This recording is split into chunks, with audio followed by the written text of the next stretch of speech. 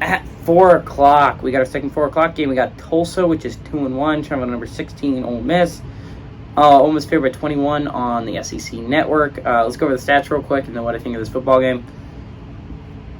Davis Brin, the quarterback for Tulsa, has gone 76-119, thrown for 1,206 yards, 11 touchdowns to 1 interception.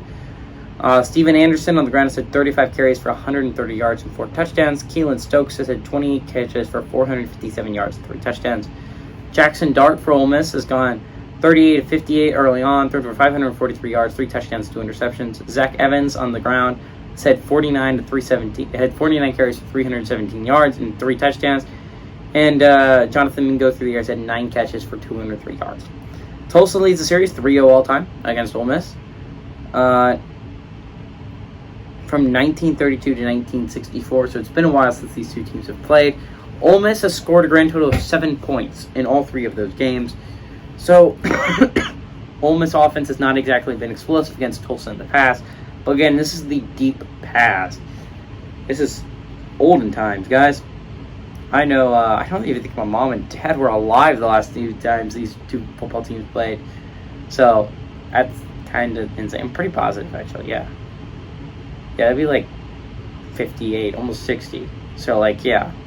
I'm pretty positive my mom and dad were not alive when these two football teams played, which is kind of in the last time these two football teams have played.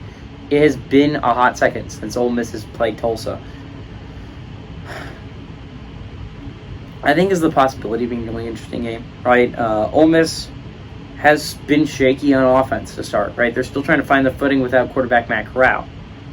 And the Golden Hurricanes have looked good on offense. Davis Brin has brought some reliability at the quarterback position.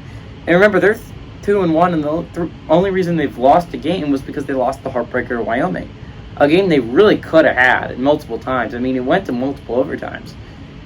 Really, Tulsa could have had that football game. So, I would not say this is a 21-point ball game. I think there's a lot of scenarios where Tulsa can win this football game. Right? Ole Miss, it's not the strongest team right now. It might become one of the stronger teams, and honestly, I think it probably has the best chance of beating Alabama of all the teams on the West. But I don't think it's a super strong football team right now. I mean, Jackson Dart hasn't been exactly the dynamite quarterback. He's been making some mistakes recently, and he hasn't thrown for the most yardage.